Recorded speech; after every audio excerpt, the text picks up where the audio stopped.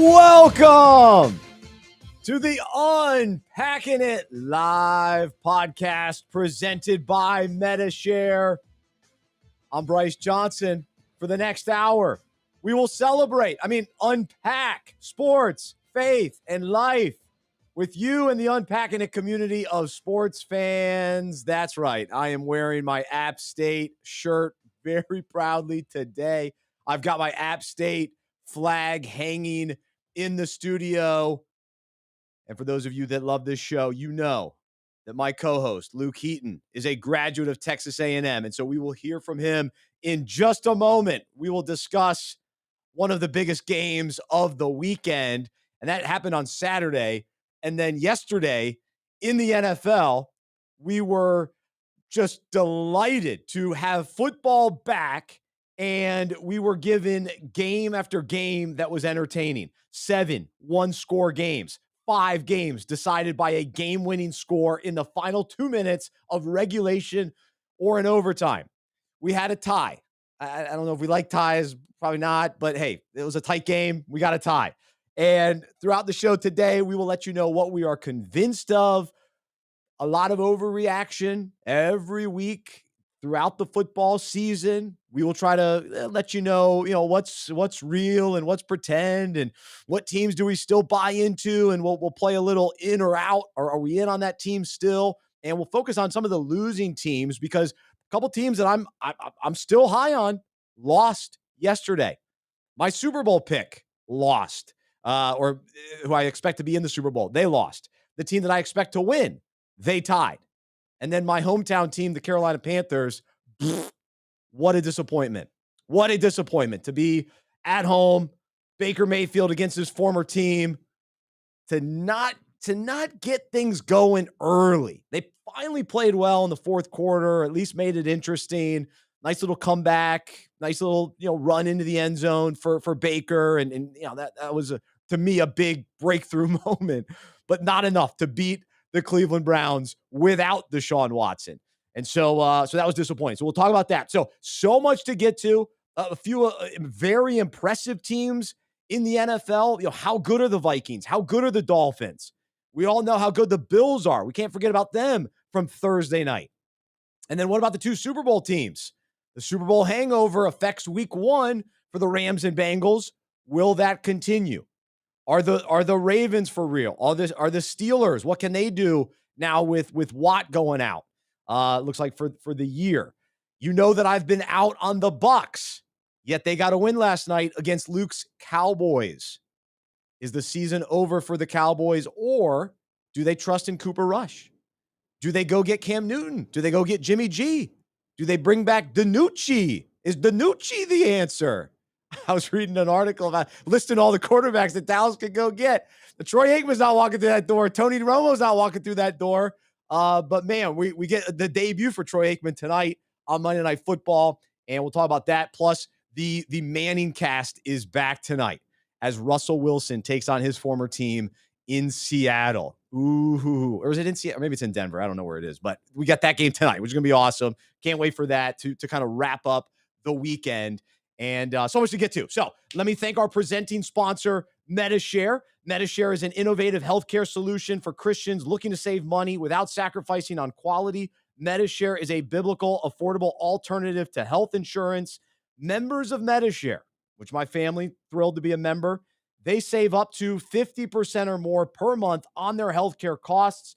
They say that a typical family saves up to $500 per month. So now is the time to consider Medi-Share. Take a look at your different options and make sure you go to medishare.com/unpackingit. It's the best alternative to health insurance that allows Christians to share one another's medical bills. And it's the nation's largest healthcare sharing community. And it has a proven track record of almost 30 years. medishare.com/unpackingit. All right. The moment we've been waiting for. My opportunity to celebrate App State going in to College Station, where Luke graduated from, where he still is so loyal, so excited about those Aggies. Yet on Saturday afternoon, poor Luke had to watch my Mountaineers go travel on the road from little tiny Boone, North Carolina, in the mountains of the Appalachians. Nobody even knows how to say it. But they did it. 92,000 people there. This little school from the Sun Belt. Well, come to find out, the Sun Belt looks like a pretty good conference this year. The sun has not set on the Sun Belt. That's was rising all day long. That's right. So, Luke, man, it was a thrilling game, 17-14. It was a defensive game. App holds on, and your kicker let you down, almost tied the game. But it was a remarkable win. Texas A&M, number 6 in the country. How you feeling today? Well, I'm wearing my maroon and white proud. I'm not running away from being an Aggie today, so I had to wear my shirt still. I'm still a proud alum.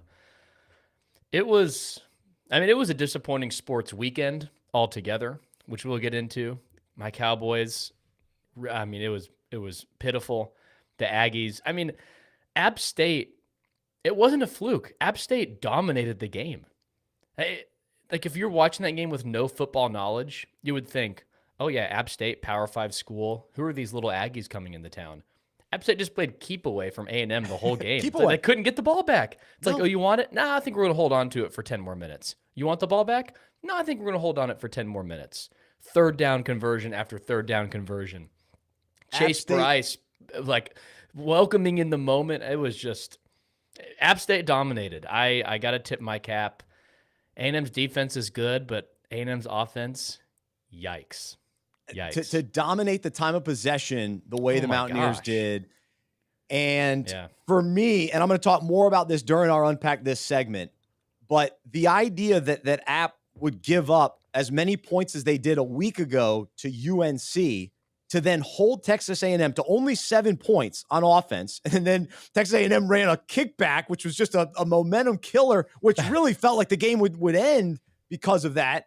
Or that, things would kind of shift gears. You were texting me. You kept saying, I'm ready for the avalanche. I'm ready for it to crumble.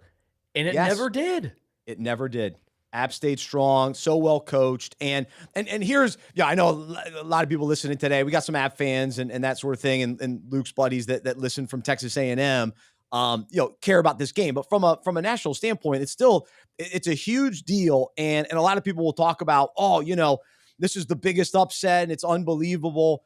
Well, we also have to respect App for the program that we've become. And I'm a part of it. I was there during the championship years as a student and a fan and part of radio. And so I've seen this rise, and App is a legitimate program year in, year out, a perennial winner. And so to go into, a tough environment for anybody to win at Texas A&M is a big deal. But for a school still from the Sun Belt, still with, don't have the type of... A school that got paid over $1 million to go to Kyle Field. A&M essentially just paid $1 million to lose. It's not good. Well, they're printing money at Texas A&M, and that's the other thing too. to have the backing and to have the top recruiting classes and all that kind of thing. Anytime a big school like that loses, it's a big deal. But let me just calm everybody down. This is not an App over Michigan game. That was 15 years ago. That was the start of, really, it was the continuation. That was FCS App State. App was on the FCS level, winning national championships, won 3 in a row on that level. In the middle of that was the win at Michigan. That type of win is so rare. I don't think we'll see a win like that in college football in this generation, and almost never again, because of the way things are changing in college football. The idea that an FCS school to do that on that level is just very unlikely. In dramatic fashion, too. First game of the year. Going into the big house. It's a different type of thing. And so I don't want to take away from the win at Texas A&M. Big deal for App, especially coming off the loss to Carolina. A very winnable game, very disappointing. And so it's incredible, but it is not the App over Michigan game. That will live on in college football history. And for me personally, being at that game and what it means to me as a fan and a former student, I don't even want to compare. I can't compare anything to it. even though beating a number 6 school in the country this season is really cool. But now App, especially with the great news, we haven't been on since this news was announced, the expanded playoff, this opens the door for a school like App to make things interesting. Yeah. And so that's what I'm excited about. It also opens the door for a bad loss to not crush your season. Like, that's true. For A&M's goals and aspirations, the season's over. Unless A&M runs the table, wins the SEC championship, I struggle to believe that's going to happen. You'd have to win your side of the SEC, which has Alabama. Then you'd have to beat Georgia in the SEC championship game. Probably not going to happen. So the college football playoff expansion is fantastic. So, but about the game, it's an upset, big upset. A&M should have won. I mean, they're paying App State to come. It's just a funny thing. I know they're viewing it as like, okay, it's a warm up. We got Miami next week, where it's a warm up game to get into conference play. But A&M should win. But I'm not totally surprised. App State, good team. They should have beat UNC after, missing a wide open 2-point conversion, which we need to get in. If you want to talk about where you were sitting, your seats, Bryce, you're at that game, crazy game. But here's the thing that really gets me going.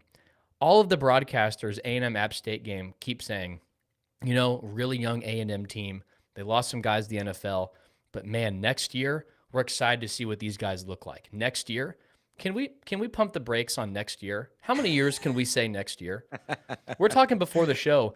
A&M and Notre Dame are quickly becoming lumped into a lot of hype going into the season. Look at next year, though. Look at this recruiting class next year. Jimbo's has had his time, and I'm just tired of hearing next year.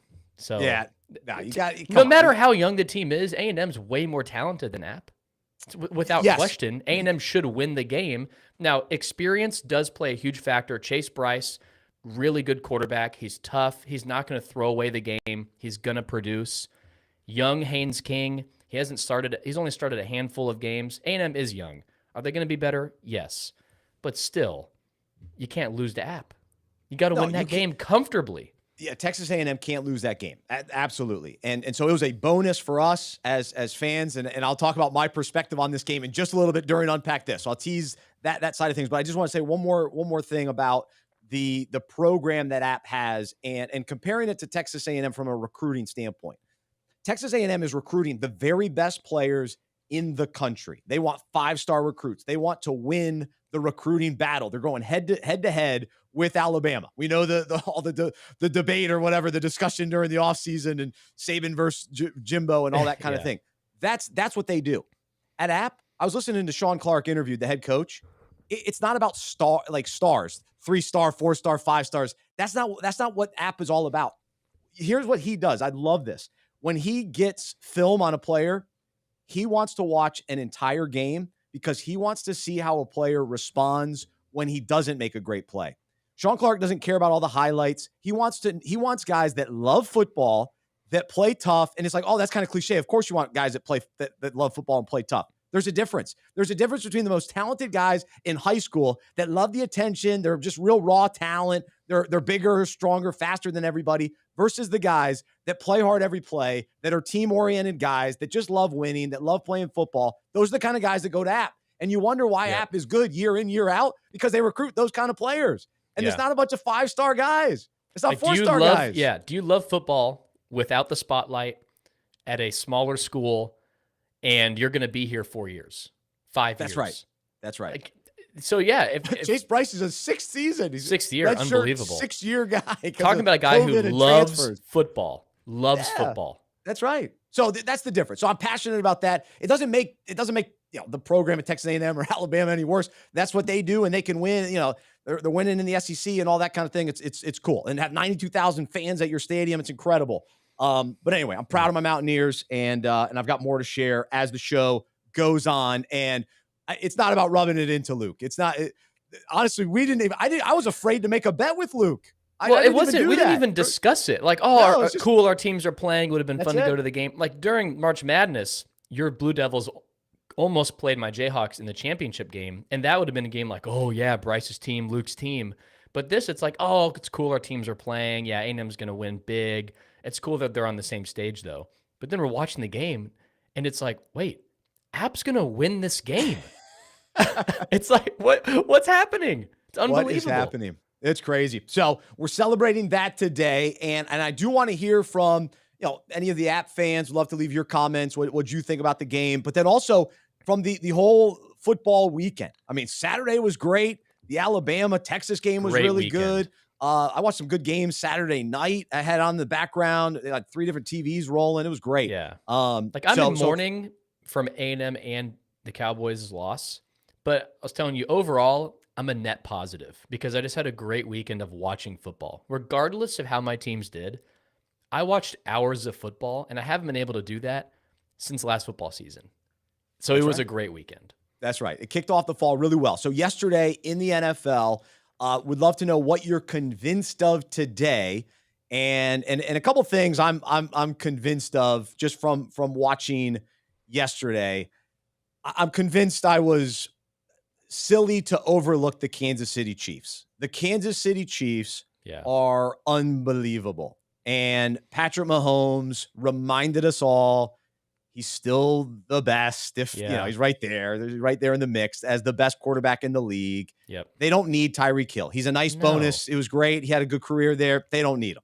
So I'm convinced of that. I'm also convinced I was way wrong about the Miami Dolphins. They're for real.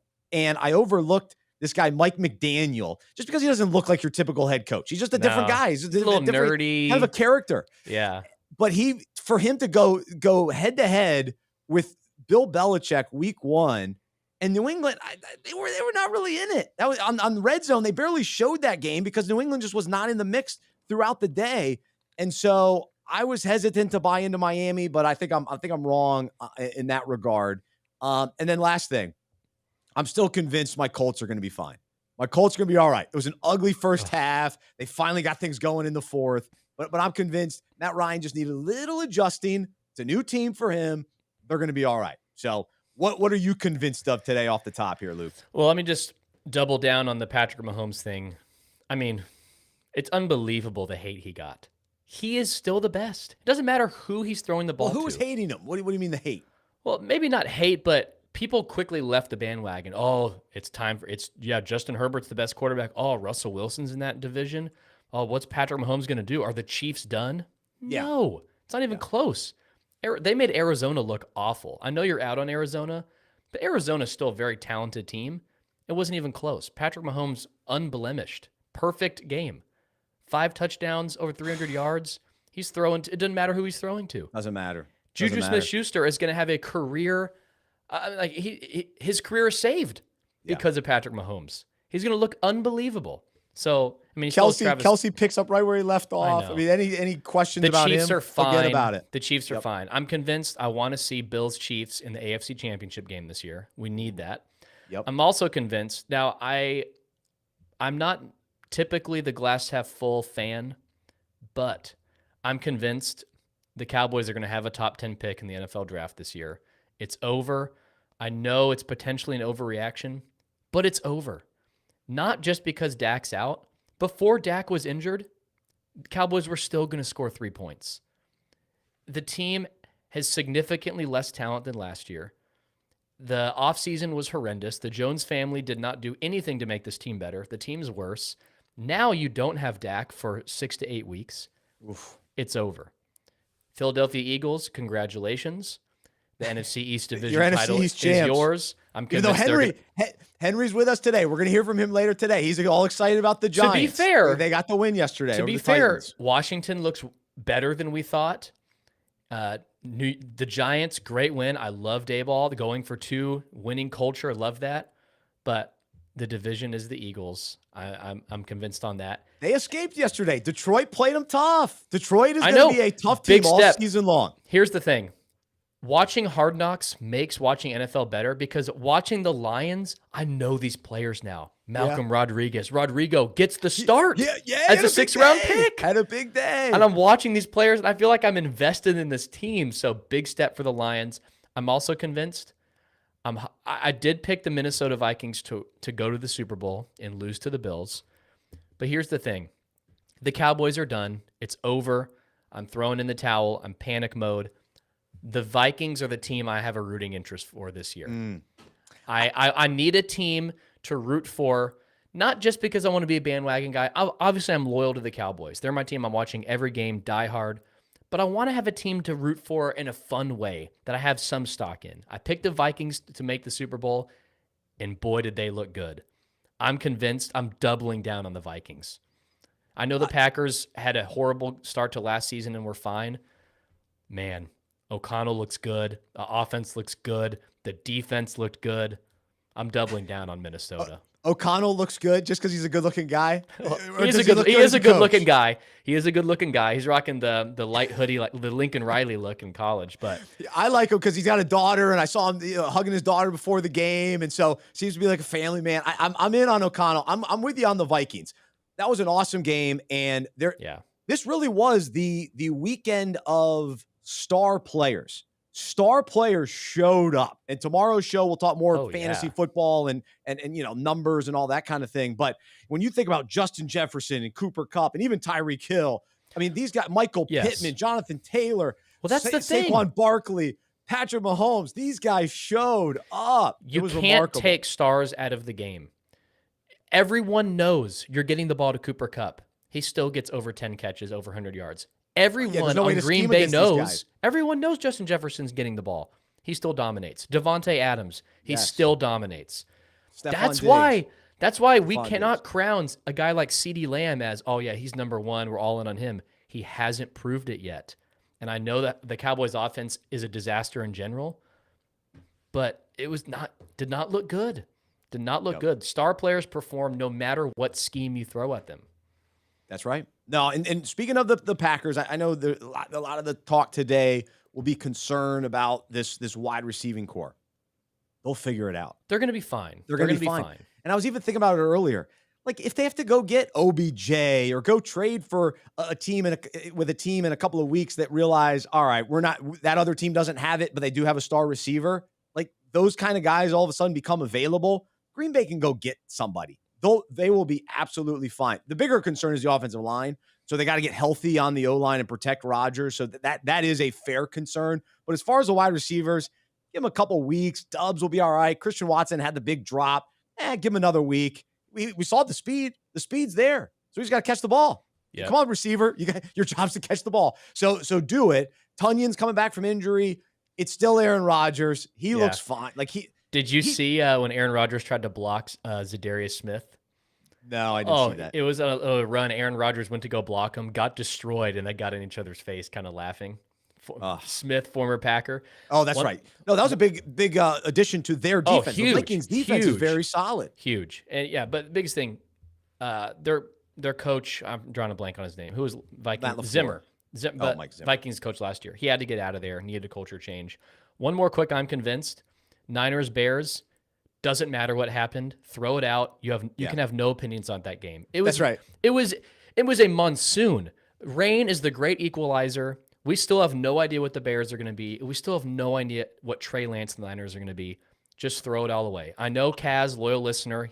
Hey, Bears still got the win, which is worth something, but you can't form any real opinions about that game because it was there's so much rain. There was a slip and slide out there. I'm convinced that will be the Bears' only win for the season. How about that? Am I convinced of that? I don't know. We'll see. But that's a fair take, I think.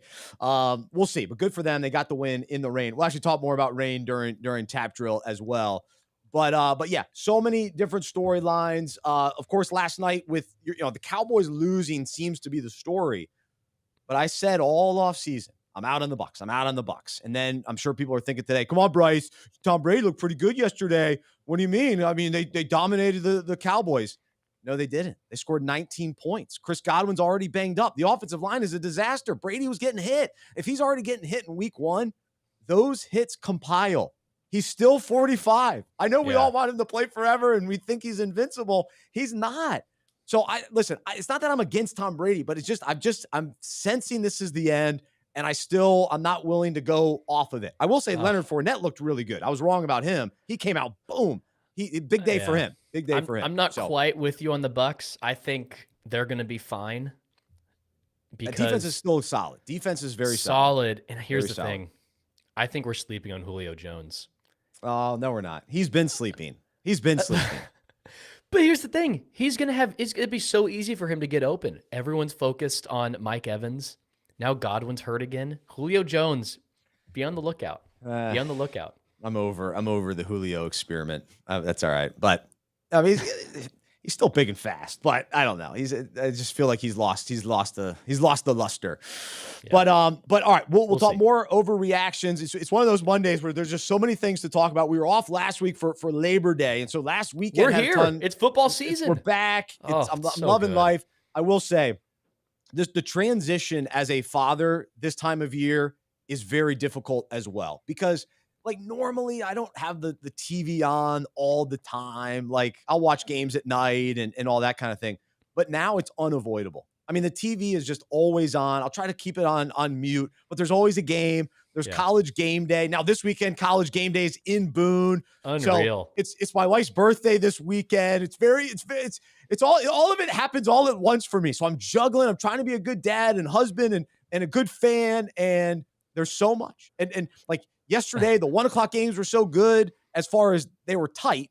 You got the Lions and the Texans and, some interesting, the Jaguars, all those teams were playing at 1:00. Yeah. And then, so that's when I was watching. And then at the 4:00 games, then all of a sudden you get the Packers, Vikings, you get all these interesting games.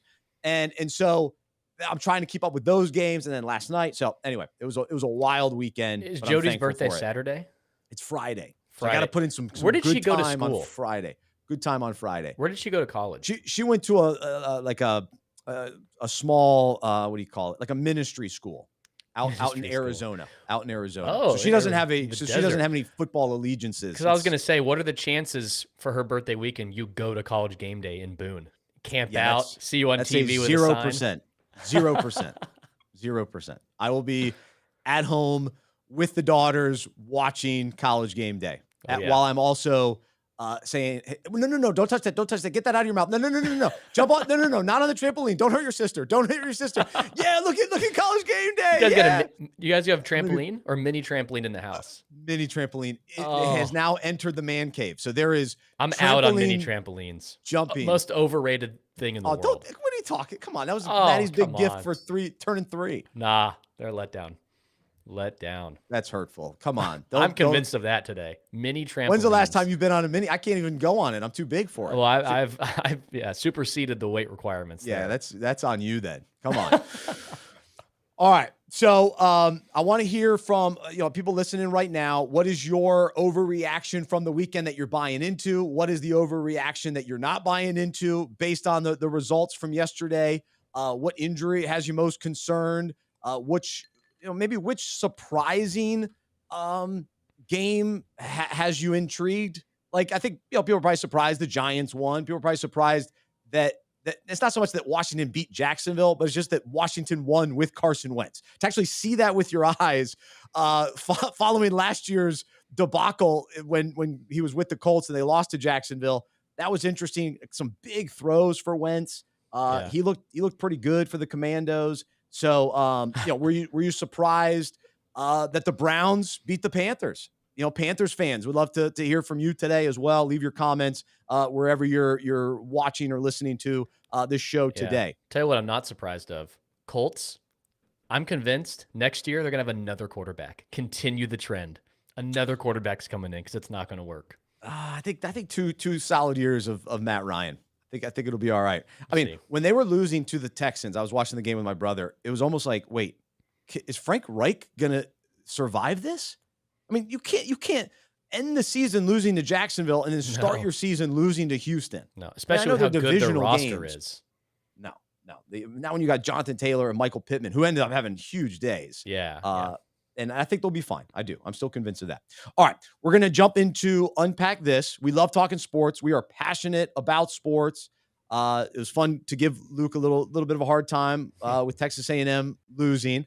But I do want to go back to this game from Saturday. And I alluded to this a little bit. But I hate to admit this, but I did not think that App would win on Saturday. And now that they've won, it's like, oh, I should have thought it. But I expected coming off the game against UNC that App would be tired. It was an emotional game last week. I mean, think about what took place in that fourth quarter against 40 Carolina. points. 40 points. You'd expect to be worn out. I'm still worn out. And I went to that game 2 weeks ago or a week ago, whatever, however long ago. Feels like I'm worn out. I'm still catching up on sleep because it took so much out of me. And so I just expected the players, it's way too tough. Texas A&M and the SEC, they're way too talented. How can App go in there and win this game? Like, they're not sneaking up on anybody anymore. That's the other thing about the Michigan game. App snuck up on App. Like, they didn't even know who App was. But that shouldn't be the case anymore in today's college football. App's not sleeping on anybody anymore. And so they shouldn't be. And so anyway, I just didn't think that was possible. Well, over the last couple of days, as God works on my heart and I think about the show, I think about the devotional that I write and here at Unpacking It, we do Unpack This Monday, Wednesday, Friday. It goes out through email. You can subscribe for free. We take sports stories related to the Bible, related to our own lives. I started thinking about my own fandom of the Mountaineers, my alma mater, my favorite school. I absolutely love App. I'm all in. Well, why am I doubting? Like, why was I doubting that App could beat Texas A&M? Because when I think back to my time at App, I had so much radical faith in App that I really believed every time App stepped on the field that they were going to win. It was almost like just craziness that I would be that all in every single game, no matter who it was. It was, well, yeah, App's going to win. And even if App was ever losing in a game when I was in school, it was like, oh, well, they'll figure out a way to win, because I was so used to them winning. I was close to the team. I knew some players personally.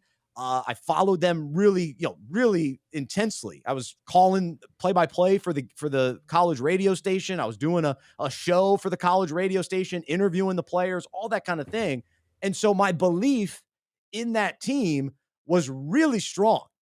And so that's why I drove 15 hours to watch App at Michigan. That's why I camped out to get tickets to that game, because I believed in them and I had a radical faith about App State. I was even on Charlotte radio when I was back in college, saying that App had a chance against Michigan.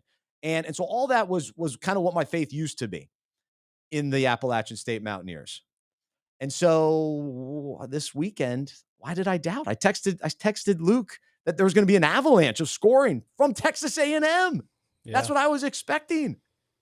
And so as I reflect on this and just sort of realize, okay, well, I guess because I'm a little disconnected from the program, I can't go to every game. I can't watch the games as closely as I used to be able to when I was up there and, in person and all that kind of thing. So things changed a little bit. And so what I want to parallel today, and I hope that this is encouraging for all of us, is to consider our own faith journeys. And are we, facing difficult situations that may seem too tough or impossible to pull off a victory? And are we buying the lie that God won't do something miraculous in our lives? Or have we, forgotten what God has done for us in the past? Because when I think about App State, I know what they've done in the past. I know how well they've played all these top teams. And I was at the App State Penn State game, was at the App Michigan game, all these kind of things. I know what they're capable of. So why would I doubt that they couldn't knock off Texas A&M? What am I thinking? What's wrong with me? And so unfortunately for us, as we think about our faith journey, there are times where, we drift. We feel kind of disconnected from God. We're not spending time in meaningful fellowship with him and with his people. Throughout the Rona, a lot of people got disconnected from church, which then got them disconnected from God. Doesn't mean that God still doesn't love us, but there's just that kind of, just feel a little distance there. You just don't feel as tight, don't feel as in tune, don't feel as in sync. And so what happens is then our faith is affected. That when difficult start presenting themselves, or, we have a tough matchup, we have a tough opponent, so to speak, we're filled with more doubt than we are radical faith. But when we're really close with God, and we're reading His Word, and we're praying, and we're spending time with Him and His people, and we're plugged in at church, man, our faith is strong. It's deep. It's powerful. We believe in what He's able to do. And so here are some verses to encourage us today, as we think about, our faith. Where is our faith at today? Are we allowing doubts to creep in, or are we operating with radical faith? And so thankfully in 2 Timothy it says, if we are faithless, He remains faithful, true to His word and His righteous character, for He cannot deny Himself. And so we serve a faithful God who always comes through, who always delivers, who always lives up to His promises. That's who we serve. That's who we love. That's who we follow. And so even if we're faithless, even if we're filled with doubts, He keeps showing up. He keeps showing up over and over and over. And so we've got to get back to that childlike faith where it's great expectancy in what God can do. And we remove the doubts, and we trust Him fully. And so we believe that the impossible can happen, and that the surprises can happen, and the upsets can happen, and have that uncompromised faith with that full belief that God is capable of anything, because He's all powerful and worthy to be trusted. And so in Hebrews 3:12-14, it tells us, be careful then, dear brothers and sisters, make sure that your own hearts are not evil and unbelieving, turning you away from the living God. You must warn each other every day while it is still today, so that none of you will be deceived by sin and hardened against God. For if we are faithful to the end, trusting God just as firmly as when we first believed, we will share in all that belongs to Christ. And so we've got to stay faithful. We've got to remind ourselves of who God is, and how He's always been faithful, and reflect on all the amazing things that He's already done in our lives. And so we need to continue to be around Him and connected to Him, and around His people, so that trust will continue to be strengthened. And then one more verse, Hebrews 10:23, let us seize and hold tightly the confession of our hope without wavering, for He who promised is reliable and trustworthy and faithful to His word. And so my App State radical faith has been rekindled. And I feel silly to ever doubt my Mountaineers. What was I thinking? But even more so today, I hope that we're all encouraged to keep our faith in Jesus deeply rooted, because He is all powerful, miraculous. We have a loving God, and we know that we can face any opponent or obstacle with confidence, because God is always victorious, and He always comes through for us. And so let that be what we cling to and what we hold on to today. And so I understand we're doubts are they threaten to creep in.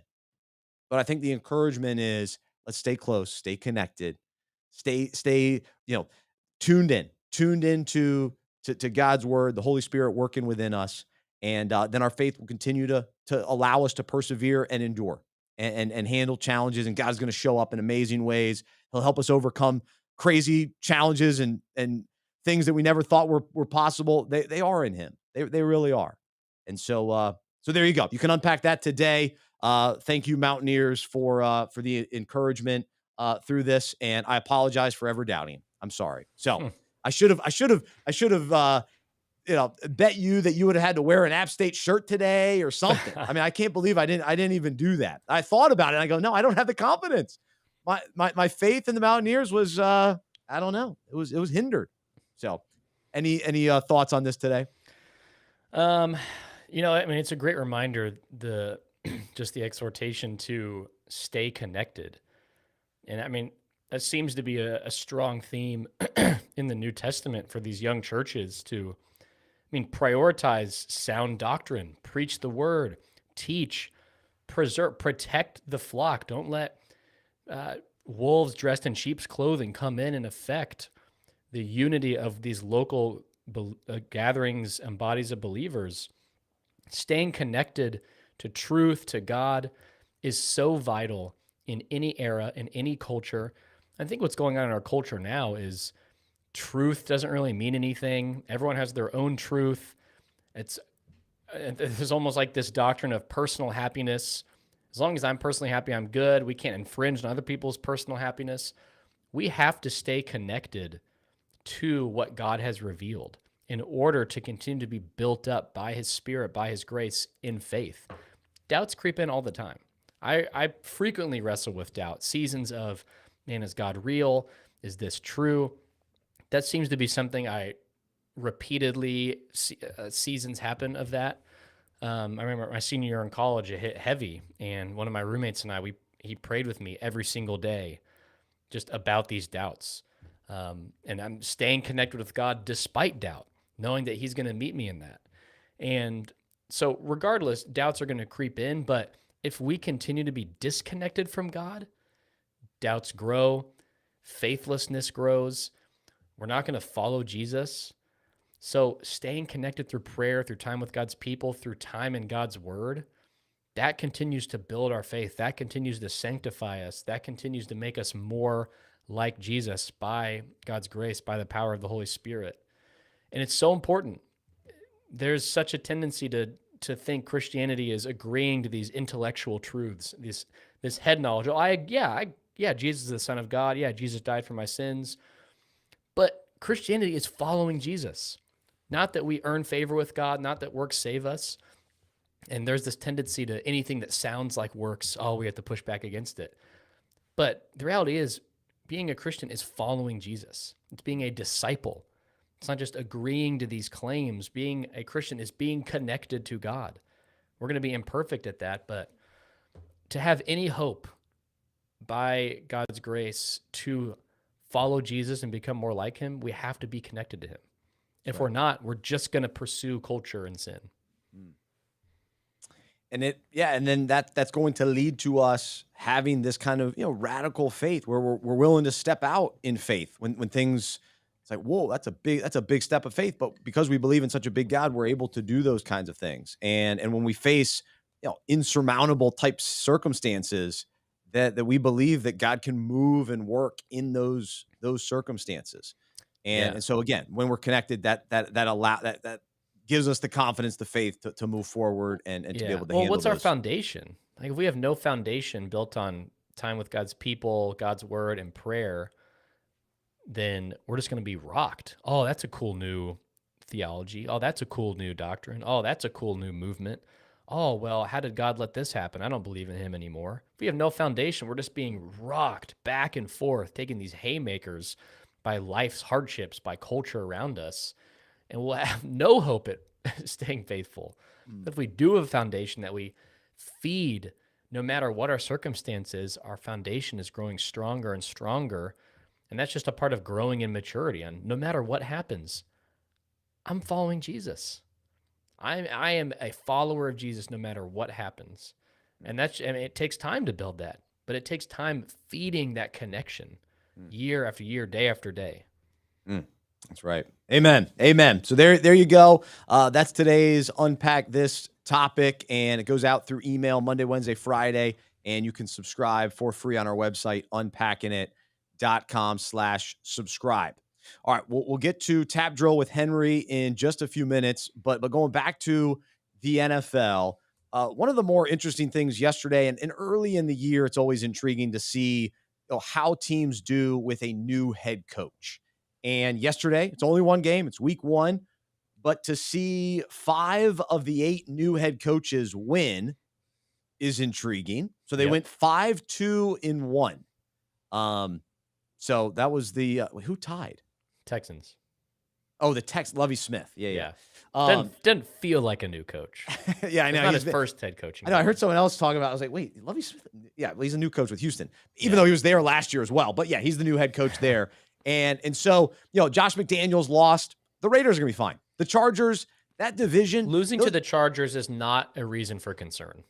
No way. And plus, the Raiders, they won the last time they played. So if they go back and forth, that's going to be part of the deal in this division. Yeah. Even when the Chiefs lose to the Broncos, there's no reason to panic. Or if the Broncos lose to the Chargers. No. like they're we going to beat said, each other up. not all of these teams are going to make the playoffs. That's just the reality. No, I said all 4 are. Well, I'm in on all 4. You are. I'm in on all 4. The chances are 3 of them will. So I don't know which of those 3 are going to do it, but I'm in on all of them. But anyway, McDaniels is going to be fine. Now, Daboll got the win in New York, which was impressive. And then Doug Peterson, he lost in Jacksonville. And they'll be fine. I still like Jacksonville. Yeah. And great day from Christian Kirk. He Yes. performed well. Trevor Lawrence is going to grow. I mean, the reality, Doug Peterson had a huge uphill battle of, I have to rewrite every fiber of culture here. And we've got a lot of young pieces, but Doug Peterson's the man. And they've got a lot of talent. They'll be fine. All right, this is unplanned. This just popped in my head. I'm gonna share it.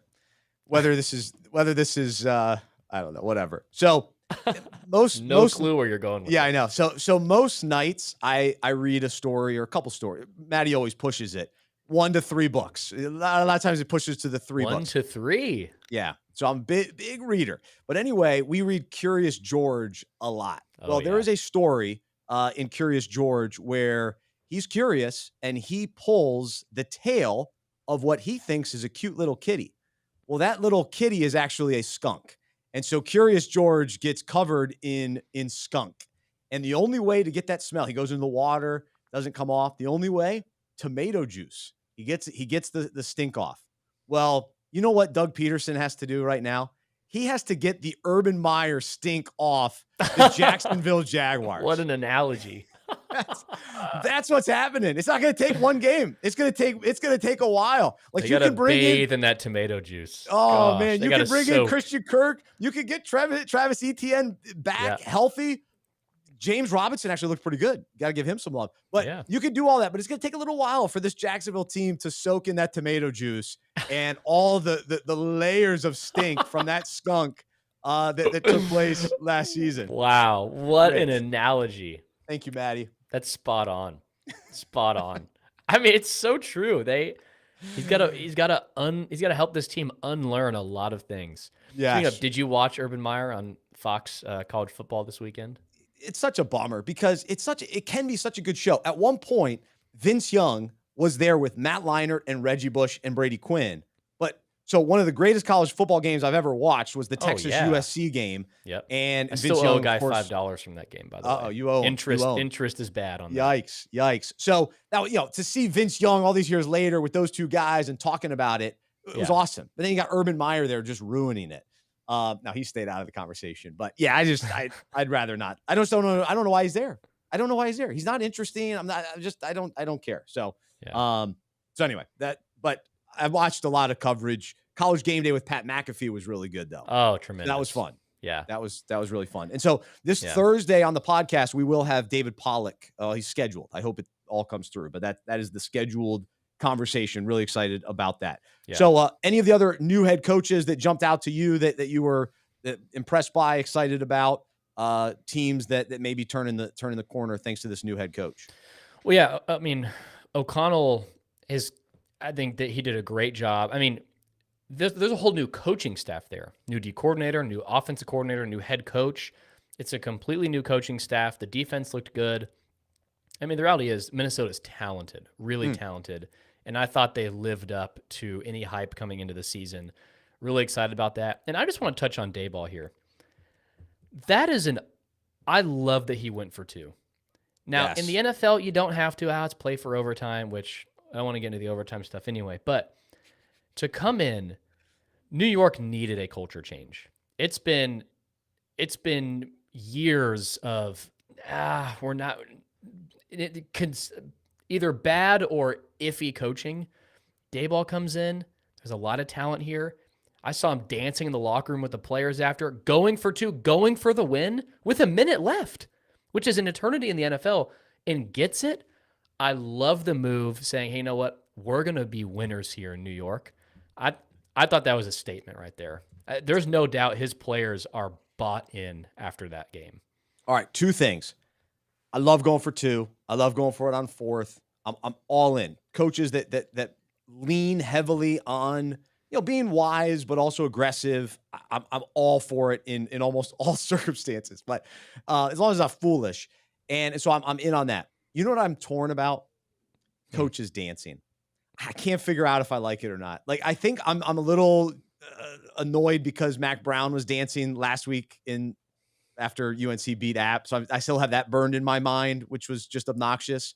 But in general, I got like the Roy Williams dance in my mind. It's like, it's like kind of cringe, but at the same time, it's like you embrace the players and you become more of a player's coach. And so I get it. So I'm not like totally anti, but I'm torn. I just don't want it to turn into storming the field after a win. I'm very out on storming the field as a principle. If you beat a team that's better than you, storming the field should be a rare occurrence where it's obvious. But Dayball actually can dance, and he's a younger guy, but I don't know if it's the social media team like pushing these ancient coaches out there who have no business dancing.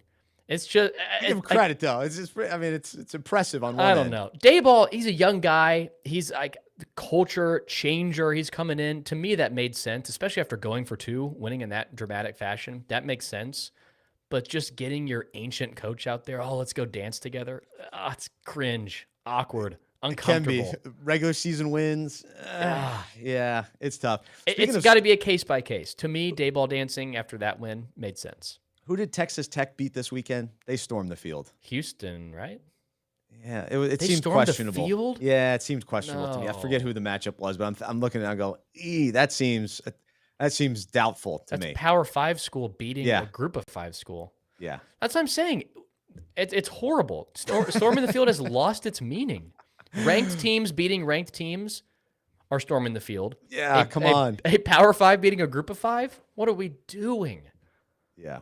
Is that right, Henry? Was it Texas Tech, Houston? I can't. There were so many games this weekend. I got to confirm that. But here's the thing.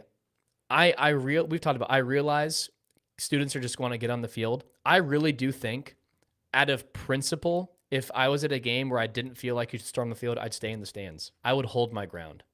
Or how about when I was at the App game a week ago? There were App fans jumping down on the field.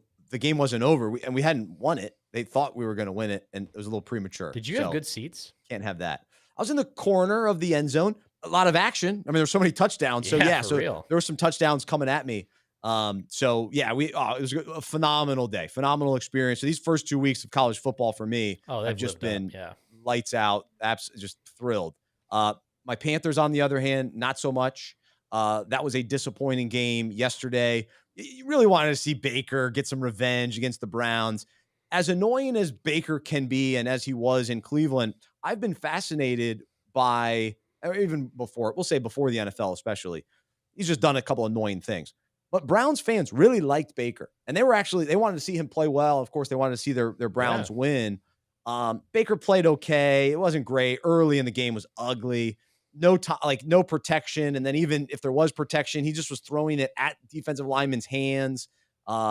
A lot of knockdown passes, and it speaks to him being a little shorter. And it's like, there are a lot of concerns. CMC was okay, got in the end zone, but wasn't back to fully elite CMC like we know he's capable of. So we'll give him a little time. Hopefully he'll get there. I'm not out on the Panthers just yet. I think they'll get it together. I just wanted to see him win first game at home against Cleveland, but it didn't happen. It may have been too big of a deal, too emotional. I don't know. Browns were motivated as well. And let's face it, the Browns probably better. I mean, that AFC North is going to be a really good division. Ravens win yesterday. Steelers win yesterday.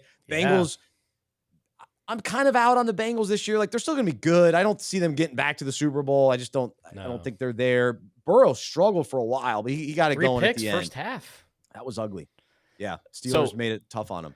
Are there any teams you're absolutely out on after week 1? And are there any teams that you're absolutely in on? For me, absolutely in on the Vikings. I've said that many times now. The Lions, though they lost, I'm in. I'm in on the Lions. Last year, they got destroyed 44-6 against the Eagles. This year, great game. They're taking the next step. I'm not willing to say they're going to make the playoffs, but there's going to be a noticeable jump. So I'm in on the Lions. And I'm in on the Eagles. Man. A.J. All right. Brown. A.J. Brown was awesome. Devonta Smith didn't even catch a ball. Yikes. He's been a disappointment overall, Yikes. I would say. But now that A.J. Brown's there, Devonta Smith, it's over. Yeah. So the only team I'm truly out on, the Cardinals. Like, I think it's going to be ugly there. I mean, Cliff Kingsbury, I haven't bought into it, and then they've overachieved in my eyes the last couple of years, but I think this will be the end for them. I'm out on them. But I'm still in on the Raiders. Still, I think the 49ers we just can't judge from that first game, but I still think they're going to be okay. The Rams are definitely concerning. It's going to take them a few weeks to get going. I think they'll hit a stretch midway through the year where they'll win 4, 5, 6 games in a row and get back into the mix. But I don't think the Rams will win a Super Bowl. They still should make the playoffs. And then you know who I'm really concerned about? The Patriots. Comes out, Mac Jones, back spasms. I mean, the whole coaching situation. I'm fascinated by New England and the way that people cover New England because we're all scared to criticize Bill Belichick. And we just don't know what it's like. Wait, what? Is he still a good coach? Like, what this is a first game coach for Mike McDaniel, and they beat New England. Now, I know Miami tends to beat New England in a weird way down in Miami. I don't know how they've done that over the years, but even New England showing up, earlier than normal didn't help them. But that was just ugly from New England. And the moves that they've made, the draft picks, like it's starting to compile. And then to see, Brady over the last couple of years, I've expected to slow down, but 2 strong years in Tampa Bay. And last year was okay for New England, but the year before was tough. And now this is off to a slow start. It's weird. The New England Patriots are weird. There's no doubt about it. Are you even more out on the Titans now? Oh, I'm so out. I was out on the Titans. I'm absolutely out on the Titans. No question. Yeah. It's going to be a long season for Tennessee. And I love the city of Nashville, but I'm out. So there you go. Panthers still division champs? I'm still sticking with it. Did you see the Saints and the Falcons? That little whatever, that was an ugly game.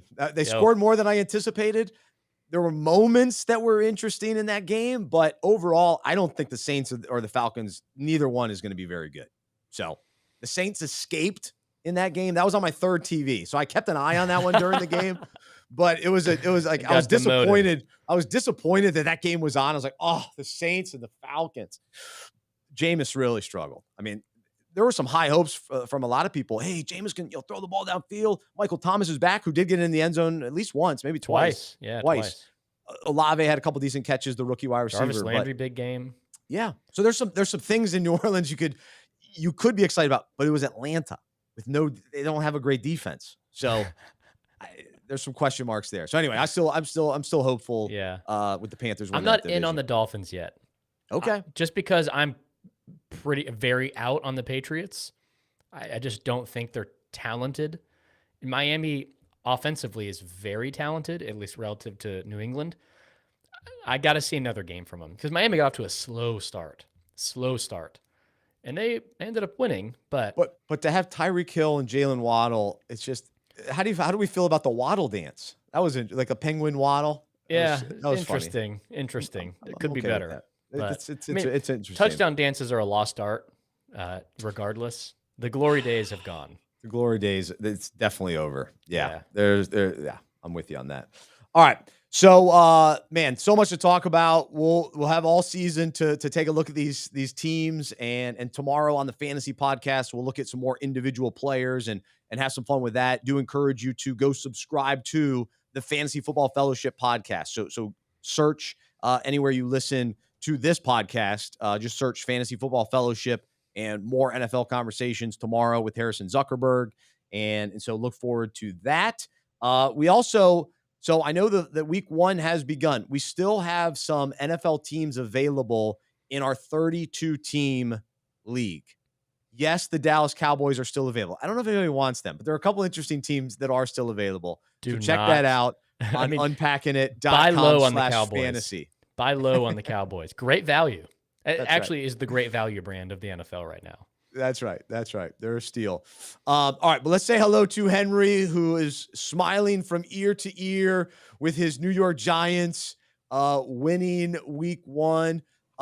Henry, were you dancing alongside Brian Daboll when he went for 2 and ended up with the win?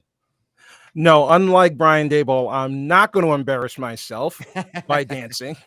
But my 14-year-old son and I, we did have a great time. Now, a couple of things about Brian Daboll. Now, when Saquon got the touchdown, and okay, we're sitting there. My son and I were watching the game. We're sitting there. He was like, okay, we'll go for 1. What do you think? He's like, we'll go for 1, and we'll try to win it in overtime. There's a whole bunch of overtime games. Then we find out Brian Daboll's like, we're going for 2. And everybody, and it was almost as if on the Giant sideline, it was like an epiphany. Like, we're actually going for 2 to win this game. Because if I had the press conference afterwards, and he was like, he didn't say it to get permission from the players. He's like, he told the players on the sideline, I'm going for 2. Y'all cool with that? Because this is going to happen. I love and it. they were like, hell yeah, we want you to go for 2. And the stones of the man to go for 2 on the road right after Daniel Jones throws that wicked interception that I thought I was going to hang myself over and winds up winning the game was like incredible. And you should see the joy of the players when Saquon ran off the field and when all the guys ran up to the coach and were like, they were just happy that somebody believed in them. So it was definitely a great feeling. Man, Tom Coughlin, he's not there anymore. That's for No. sure. Now, Tom Coughlin's not, in the words of Rick Pitino, Tom Coughlin's not walking back through that door. Nope, that's right. Well, congrats. It was week 1, so there's some hope in New York for sure. Well, Henry, why don't we jump in to Chap Drill? We got a few fun questions to throw around today. All right, question number 1. Now, we always know that the two Super Bowl teams, out of the 2 Super Bowl teams, they have more than a 50-50 chance of getting back to the playoffs. However, the last 2 Super Bowl teams, the Bengals and the Rams, lost this weekend. The Bengals losing in overtime on the field goal, and the Rams getting mollywopped on Thursday night. So, boys, my question to you is this. Which team has a bigger chance of missing the playoffs? The Rams or the Bengals? So I think the Bengals in the AFC, and I think the Ravens, I know it's just the Jets, but I think the Ravens will be tough this year. A nice bounce back season for them. I was confused with the Steelers heading into the season. I wasn't sure what to make of them this year, and I still feel that way after week 1, especially with Watt being injured. Trubisky was okay, but Harris, it seems like he's going to have some injuries this year. He's already kind of banged up. He went into the season banged up. But I still think the Steelers are going to be a tough team. Like, they're still going to win enough games to make it interesting in that division. And then the Browns. I mean, the Browns they're tough. Like, so to me, the AFC North is just tough to have to grind through, and for the Bengals to repeat what they did last year. I don't know. I think it's going to be challenging. It's going to be challenging for them to do it again. Yeah, I think it's no question the Bengals have a more difficult task. Because, again, the AFC, I mean, go beyond the AFC North, too. Yeah, the AFC in general, I think the Ravens are going to win the division, and the Bengals are going to have make it on a wild card, which is going to be difficult because, I mean, they're going to be competing with 3 teams in the AFC West for a wild card spot. NFC is just so wide open. Even if the Rams don't win the division, which they probably should, but if the Niners go on to win the division, the Rams are going to be a wild card team. You got to think. Yeah. There's just not that many good teams in the NFC. Yeah, I would think so. All right, next one, Henry. All right, speaking of the NFC North, did you see the game at Pittsburgh? The NFC North, did you see the game in Chicago? Now, it's one thing to play in the rain, but that was monsoon type weather. That's neither fit nor man nor beast. So, boys, are you okay with playing in adverse weather conditions? Yeah, I think, to me, the NFL, like, we just can't, you can't put these athletes, these NFL players in those types of conditions where the injury risk is so high. Now Eli Mitchell's going to miss some time running back for the 49ers. To me, there's just too much on the line, from fantasy to, all the other stuff, the ancillary stuff that goes into football, the money on the line, to allow rain to have such a big impact. Like, it's not fun like the snow. To me, a snow game can be fun, a rare snow game. There's something special about it. But the rain is miserable. You can't even see it. Like, this is a TV show. And if you can't really see the game, what are we doing? You expect fans to sit out in the rain? Like, the snow is one thing. We play in the snow. But nobody's out playing in the rain unless it's a really hot day. But I don't think it was a really hot day in Chicago. Yeah. They're having fun in the muddy puddles. So the glory of football. Shout out Peppa Pig. Peppa Pig. The glory of football as kids growing up is playing in adverse weather conditions, playing in the rain, the mud, the snow. But for professional football, you don't want that as a fan. It may be cool to see it, but playing in it as a kid is fun. Because, I mean, you think of Mark Wahlberg playing with his buddies in Invincible, playing in the rain. Great movie. That's what playing pickup football is about. In the mud and the rain and the snow. Not professional. But not professional. No. You want to see, because again, it doesn't allow you to actually see which team is better. Yeah. It's just gonna be sloppy, injury risk. Being a fan of the game, see you later. I'll be on my couch at home. I'm not watching a game in the rain. Are you kidding me? No way. No way. Know. It's tough. Those are diehards. I give them credit. Those are diehards because it was actually expected delusional to rain yesterday in Charlotte. They're delusional, though. Delusional. Every one of them, if they really thought about it, I think I'd rather be at home watching this. I can control what I'm drinking and eating. I can control the thermostat. Throw on a blanket. Sitting in the rain. Oh, it's miserable. It's tough for a Bears-Niners game too. Come on. All right, Henry, go ahead, man. Next one. Luke wants to control the environment. That's right. Absolutely. All right, boys. Well, as you well know, tonight is Monday Night Football. Now, this is the first time in I believe ever we actually have choices. It used to be where we could only watch the Monday night game on whatever channel it was on. Now we have the Manning cast. And now to go even one step further, we got Troy and Joe Buck on ESPN. I never thought I'd hear myself actually say that. So, boys, are you interested in watching the game for Troy and Buck, or are you watching it for the Manning cast? I'm a Manning cast loyalist, and so I will definitely be watching the Manning cast tonight. I don't anticipate this to be a very entertaining game because I don't think Seattle's very good. I think Denver's going to run away with this. Big night for Russell, Javonte Williams, the whole Broncos team. And so it'll be more fun to hear the interviews, the banter, everything with the Manning cast. The other side of this, like Joe Buck and Troy Aikman, I've heard them a million times. They're fine. Like they're good. They're solid. Joe Buck's professional. I'm not a big Troy Aikman guy. I don't enjoy listening to him. I especially last year, I was getting kind of worn out from him. So I'd actually rather not. Like I think he's okay. Like his voice goes with Joe Buck, and they have a good chemistry, and so they've been a good pair.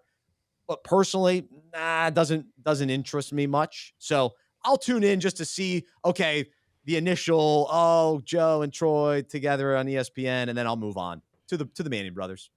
So I have a different opinion. Kevin Burkhardt and Greg Olson did a great job. I think they bring great analysis. But when you are used to certain broadcasters, your ear is trained to that's part of the product. It's true. I don't care what Joe Buck and Troy Aikman say. The sound of their voices is like a serotonin boost. It's like they're part of what I'm used to, the sounds, the sights of the game. But here's the thing. This game tonight is going to be so bad. It's going to be a one-quarter contest, and then it's going to be all Denver. It's going to be ugly. So here, I'll make the decision for you. You watch early on, Troy and Joe, get your fix, and then you're going to need something entertaining to watch. And that's what the Manning brothers are for. That's right. It's going to be a bad game. Bring you home. Bring you home. All right. I think we got another media question.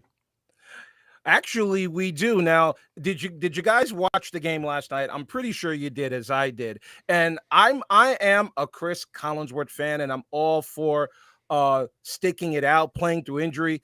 But did we really need the frog in the throat analysis from Chris Collinsworth last night?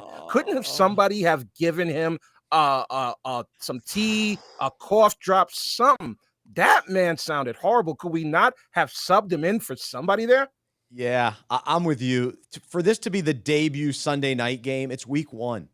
Like, you got to be healthy. You got to be ready to go. I think Mike Tirico was making excuses. Well, a lot of travel, and, we had a game Thursday night.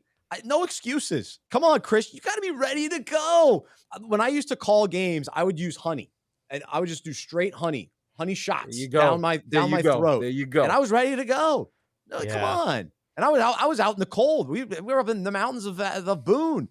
So come on, Chris, man. And if you can't, he said, apparently he felt fine. Well, if your voice isn't up to speed, that's your role. And I'm a Chris Collinsworth fan. You got to find somebody else to fill in, or just let Tirico call the game. But to have to listen to that grovelly in a game where Dallas was not very good anyway. So that was hard to watch, and it was hard to listen to. It was hard. Yeah, that mute button. Thank you, mute. Well, I kept having to turn up the volume because I couldn't hear what Chris was saying. He was whispering. Like, dude, come on. He didn't do the slide in like he did with Al Michaels. They changed it. It's devastating. It wasn't good. It wasn't good. It's devastating. And Mike Tirico's fine, but I miss Al Michaels too. Because it's nothing against Tirico, because Tirico is tremendous in any context, Olympics, football, anything. He's so good. But when you got a broadcasters play a big role. Yeah, like TV networks are paying big dollars for broadcasters to send a guy out there who's hoarse, who's sick. I mean, we were texting during the game. The Twitter comments on Chris Collinsworth were hilarious. Very funny. So I mean, he was getting lit up. Twitter lit him up. But like, you gotta have more pride in your product, right? Yeah. No, absolutely. All right, last one, Henry. Boys, I finally found him. There is a Chase Daniel sighting. One of our favorites. The richest backup quarterback in the history of the NFL has shown up, and he's actually going to show up in studio for NFL Game Day on Mondays. So what do we think about Chase Daniel going from holding a clipboard to holding a microphone?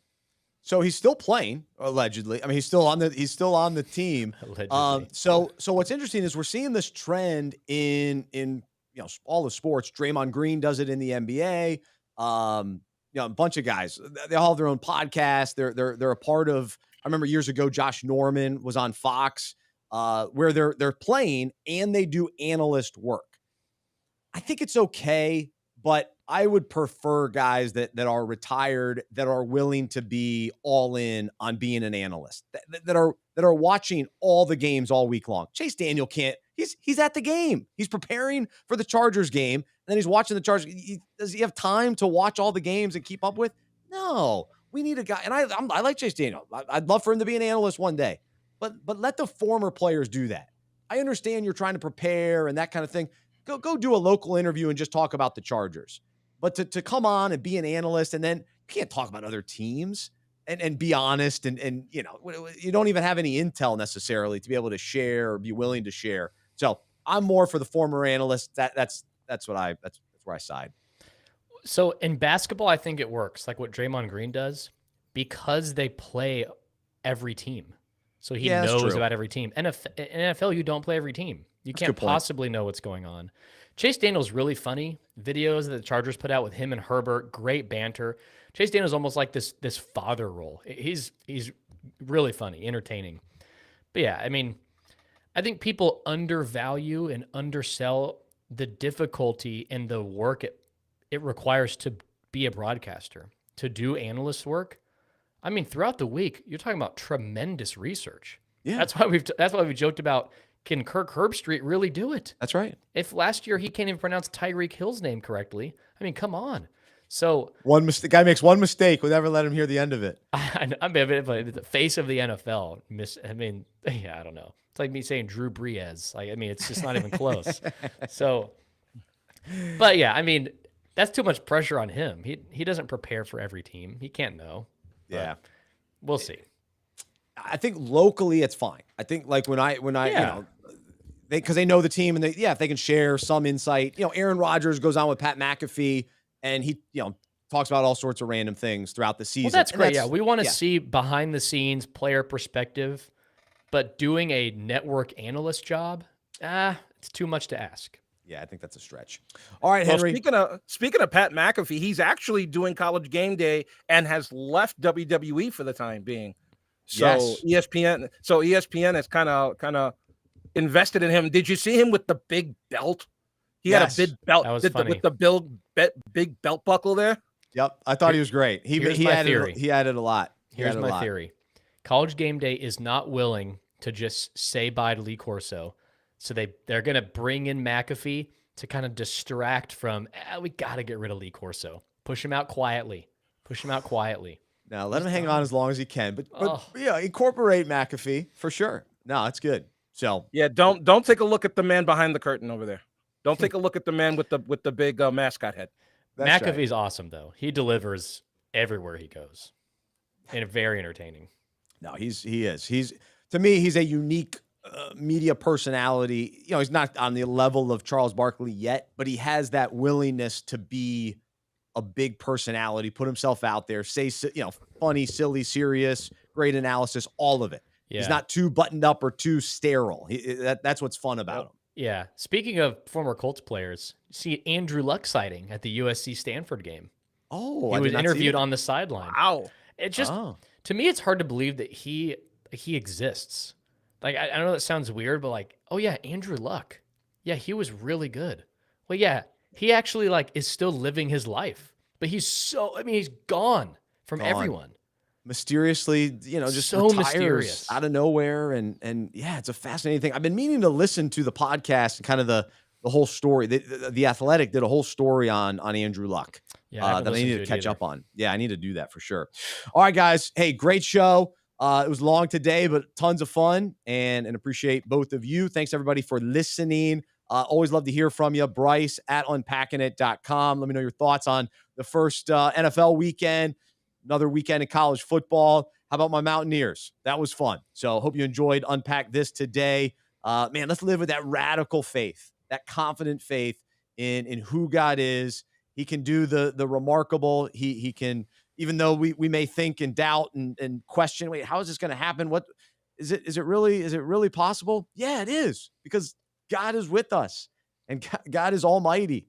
And so we've got to remove the hesitations and the doubts and cling to who he is and what he's done for us already. He's always faithful. He always comes through. And so that's the encouragement for us today. Well, enjoy Monday Night Football tonight. We'll talk to you tomorrow on the Fantasy Football Fellowship podcast. We also have the David Pollack interview scheduled for Thursday, so look forward to that as well. For Henry and Luke, I'm Bryce. I'm a sports fan who follows Jesus. I believe in the good news that he died on the cross for my sin. He was resurrected, and through faith, I've been saved by his grace. I hope that is true for you as well, and I hope you'll join me as we live life as sports fans who follow Jesus together. Have a great rest of your day, and we'll talk to you next time right here on the Unpacking It podcast presented by Medi-Share.